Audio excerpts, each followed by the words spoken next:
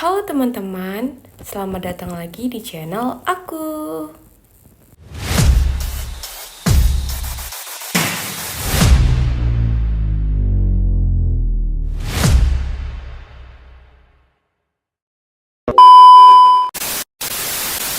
Coba jawab jujur, pernah nggak sih kepikiran kenapa ada burung yang bentuk paruhnya itu beda-beda? Kenapa ada burung yang paruhnya itu kecil, ada juga yang besar, bahkan ada juga yang tajam? Dan kenapa bisa manusia sekarang itu sangat berbeda dengan manusia purba? Padahal sama-sama makhluk hidup kan? Nah, semua pertanyaan itu dijawab dengan satu kata penting, yaitu evolusi.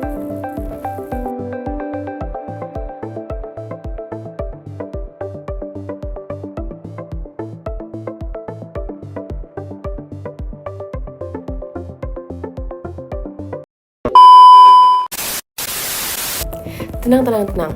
Ini bukan video berat atau yang bikin ngantuk. Di video ini kita akan bahas evolusi dengan gaya yang lebih santai tapi tetap masuk akal.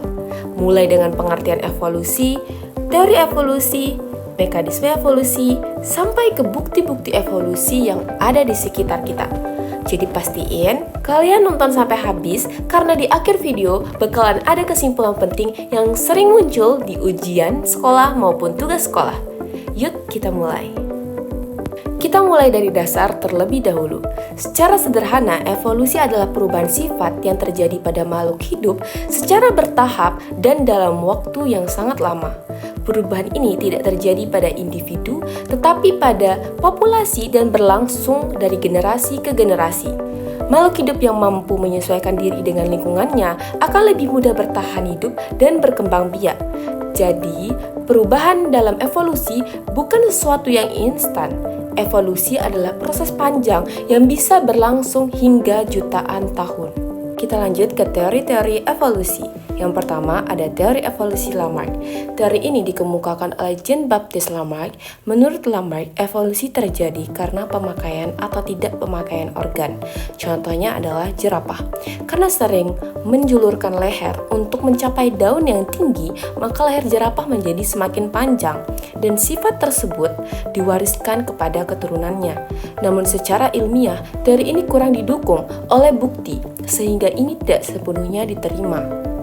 Selanjutnya, teori evolusi Darwin. Teori evolusi yang paling terkenal dikemukakan oleh Charles Darwin. Darwin menyatakan bahwa evolusi terjadi melalui seleksi alam. Intinya, yang pertama, dalam satu populasi terdapat variasi. Yang kedua, lingkungan berperan sebagai penyaring. Yang ketiga, makhluk hidup yang paling sesuai dengan lingkungan akan bertahan hidup. Dan yang keempat, individu yang bertahan akan bereproduksi dan mewariskan sifatnya. Contohnya, burung dengan paruh yang sesuai dengan jenis makanannya akan lebih mudah bertahan hidup dibandingkan burung lain yang paruhnya tidak sesuai. Yang sesuai akan bertahan, sedangkan yang tidak sesuai akan tersingkirkan. Selanjutnya ada teori evolusi modern. Seiring berkembangnya ilmu pengetahuan, muncul teori evolusi modern yang menggabungkan teori Darwin dengan ilmu genetika. Menurut teori ini, evolusi terjadi karena perubahan frekuensi gen dalam populasi yang disebabkan yang pertama ada mutasi, yang kedua rekombinasi gen, yang ketiga seleksi alam, yang keempat aliran gen, dan yang kelima hanyutan genetik. Teori ini merupakan teori evolusi yang paling diterima hingga saat ini. Selanjutnya, kita akan bahas mengapa makhluk hidup bisa mengalami perubahan. Beberapa mekanismenya yang tadi saya sudah sebutkan. Yang pertama, mutasi. Perubahan materi genetik yang terjadi secara acak dan dapat menghasilkan variasi baru. Yang kedua, seleksi alam. Seleksi alam yaitu di mana lingkungan menyeleksi individu dengan sifat yang paling sesuai dan dapat bertahan hidup. Yang ketiga, aliran gen. Perpindahan individu antar populasi yang menyebabkan pertukaran gen disebut dengan aliran gen. Dan yang kelima, hanyutan genetik, di mana terjadi perubahan genetik secara acak terutama pada populasi yang berjumlah kecil.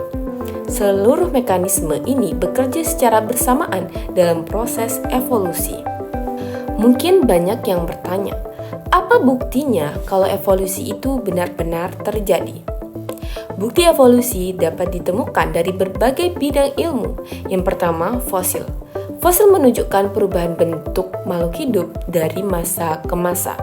Yang kedua, anatomi perbandingan. Contohnya organ homolog seperti tangan manusia, sayap burung, dan sirip paus yang memiliki struktur dasar yang sama. Yang ketiga, embriologi. Tahap perkembangan embrio pada hewan vertebrata menunjukkan banyak kemiripan. Yang keempat, biokimia dan DNA. Semakin mirip DNA dan protein suatu makhluk hidup, maka semakin dekat hubungan kekerabatannya. Bukti-bukti ini menunjukkan bahwa evolusi bukan sekedar teori, tetapi didukung oleh penelitian ilmiah jangka panjang.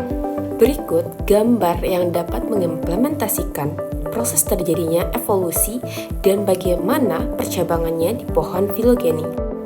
Gambar ini menunjukkan dua sudut pandang utama dalam memahami evolusi manusia dan kera besar, yaitu filogeni paleontogenes dan filogeni molekuler.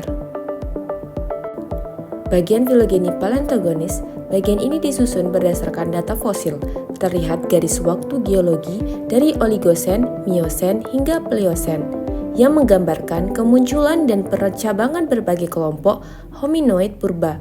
Beberapa fosil penting yang ditampilkan antara lain Propiliopithecus, Dryopithecus, Ramapithecus, Australopithecus.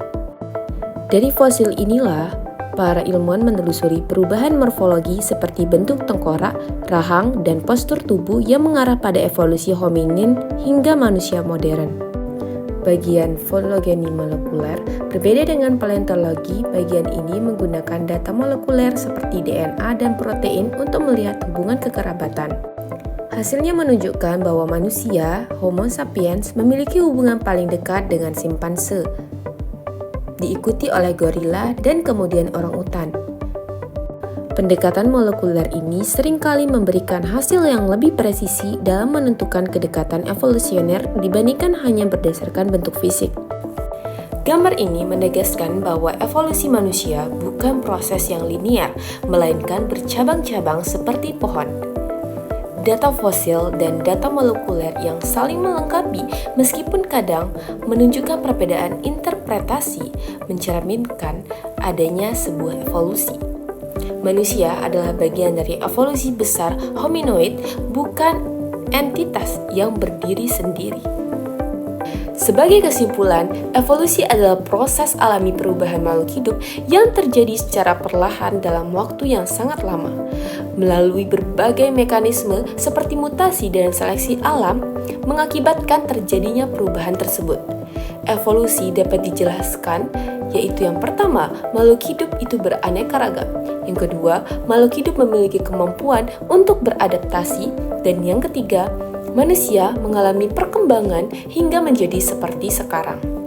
Tanpa evolusi, tidak akan ada keanekaragaman makhluk hidup dan tidak ada manusia modern. Jika video ini membuat kamu lebih paham, tidak merasa bosan, atau akhirnya mengerti konsep evolusi dengan lebih jelas, jangan lupa untuk like, komen, dan subscribe channel ini agar tidak ketinggalan video pembelajaran selanjutnya. Terima kasih sudah menonton, sampai jumpa di video selanjutnya, dan ingat, belajar itu bisa santai tapi tetap cerdas. Wassalamualaikum warahmatullahi wabarakatuh.